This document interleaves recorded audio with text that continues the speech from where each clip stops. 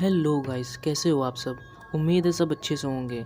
काफ़ी दिनों से अब मैंने अपने यूट्यूब चैनल पे कुछ पोस्ट नहीं किया है। उसके पीछे मेन रीज़न ये था कि मेरे चैनल पे कुछ इशू चल रहा था और अब वो इशू सॉल्व हो चुका है। इसीलिए चैनल पर वीडियोस रेगुलर आती रहेंगी।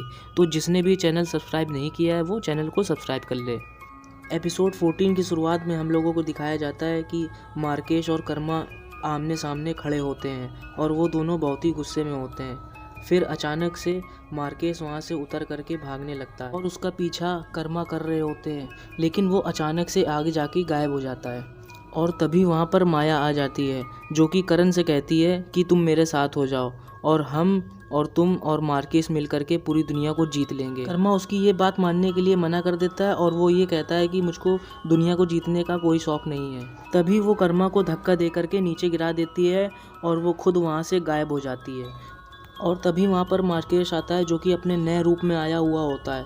वो एक वायलिन बजाने वाला बना हुआ होता है और वो कर्मा से कहता है कि तुमने मेरा ये ऑफ़र मानने से मना कर दिया, अब तुम पछताओगे कर्मा। वो कहता है कि अगर तुम मेरे साथ हो जाते तो हम दोनों मिल करके पूरी दुनिया जीत लेते, लेकिन तुमने मेरा ऑफ़र नहीं माना। और इसके बाद उन दोनों में लड़ाई होना शुरू हो जाती है और ये पहली लड़ाई होती है कर्मा की मार्केश के साथ। लड़ते लड़ते जब दोनों लोग थक जाते हैं तब मार्केश कर्मा से कहता है कि तुम मुझको हरा नहीं सकते, और वो उंगली का इशारा करता है तो शहर में एक ब्लास्ट हो जाता है जिससे काफ़ी सारे लोग मर चुके होते हैं। और जब कर्मा वहाँ पे जाते हैं तो देखते हैं कि कई लोग मर चुके होते हैं और कई लोग घायल होते हैं। मार्केश बीच के किनारे नाव में बैठा हुआ वायलिन बजा रहा होता है। तभी वहाँ पर माया आती है।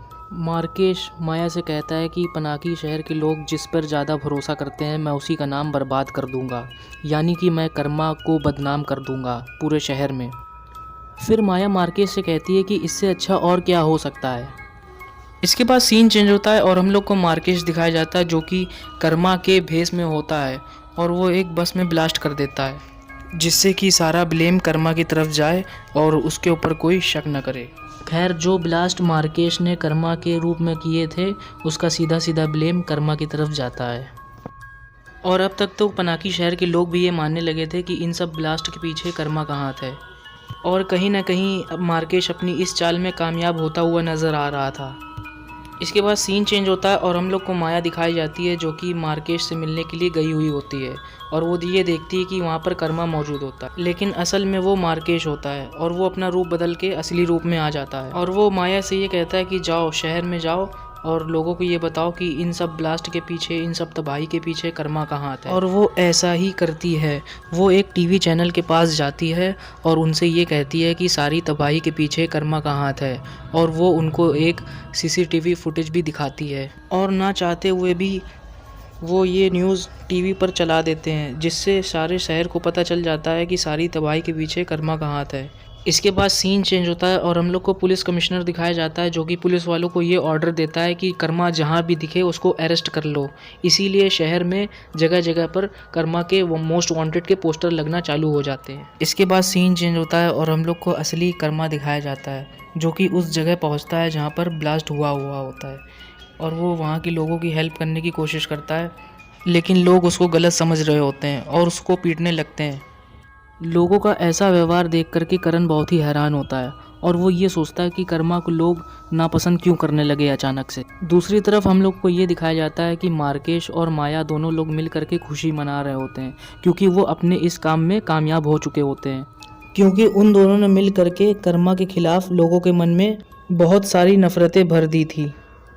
इसके बाद सीन चेंज होता है और हम लोग को मिनाल दिखाई जाती है जो कि उसी टीवी चैनल के मालिक से मिलने के लिए जाती है और वो उनसे ये कहती है तुमने जैसा कर्मा को दिखाया है वैसा कर्मा है नहीं, तुम झूठ लोगों के मन में क्यों फैला रहे हो। अपने शो की टीआरपी बढ़ाने के लिए वो मिनाल से कहता है कि तुम क्या ये बात कैमरे में आके लाइव कह सकती हो। तो मिनाल कहती है कि हाँ ज़रूर कह सकती हूँ। इसके बाद मिनाल लाइव आकर ये कहती है कि कर्मा ऐसा नहीं कर सकता, और वो लोगों को ये भरोसा दिलाती है कि कर्मा ऐसा कर ही नहीं सकता। और वो ये भी कहती है कि वीडियो में जो कर्मा दिखाया गया है वो हमारा कर्मा नहीं है, वो एक भैरू पिया है जो कि कर्मा का नाम बदनाम करने के लिए ये सब कर रहा है। और उसकी ये सारी बातें कर्मा यानी कि करण और मार्केश दोनों लोग सुन रहे होते हैं। मार्केश अपने एक आदमी को ये हुक्म देता है कि जाओ इस लड़की को मेरे पास लेकर के आओ, और वो कार लेकर के निकल जाता है। इसके बाद सीन चेंज होता है और हम लोग को वही ज्ञानी महिला दिखाई जाती है जो कि कर्मा से बता रही होती है कि तुम इस समय मार्केश को बिल्कुल भी नहीं मार सकते क्योंकि तुम्हारे सितारे तुम्हारी तरफ नहीं हैं। और वो ये भी बताती है कि तुम मार्केश को सिर्फ और सिर्फ लावामुखी तलवार से मार सकते हो। सीन चेंज होता है और हम लोग को मिनाल दिखाई जाती है जो कि अपने घर जा रही होती है टीवी शो खत्म होने के बाद। तभी वहाँ पर मार्केश का आदमी आता है और वो कर्मा का नाम लगा करके उसको कार में बिठाल कर ले जाता है। इसके बाद हम लोग को करण दिखाए जाते हैं जो कि किसी पार्क में अपनी लावामुखी तलवार को ढूंढ रहे होते हैं, लेकिन वो वहाँ पर मौजूद नहीं होती है। दूसरी तरफ जब मिनाल नकली वाले कर्मा से मिलती है तो वो बहुत ही खुश हो जाती है। उसको ये लगता है कि ये ही असली कर्मा है और वो उससे ये बताती है कि तुम मेरे साथ रह सकते हो। अब जिस पर नकली वाला कर्मा कहता है ठीक है चलो फिर घर चलते हैं, और वो अपनी कार निकालता है और मिनाल को बैठाल करके ले जाने लगता है। तभी वो अपनी कार की स्पीड बहुत ही तेज़ कर देता है और रास्ते में जितने भी लोग आते हैं सबको कुचलता हुआ जाने लगता है। और फिर इसके बाद वो अपने असली रूप में आ जाता है जो कि मार्केश होता है।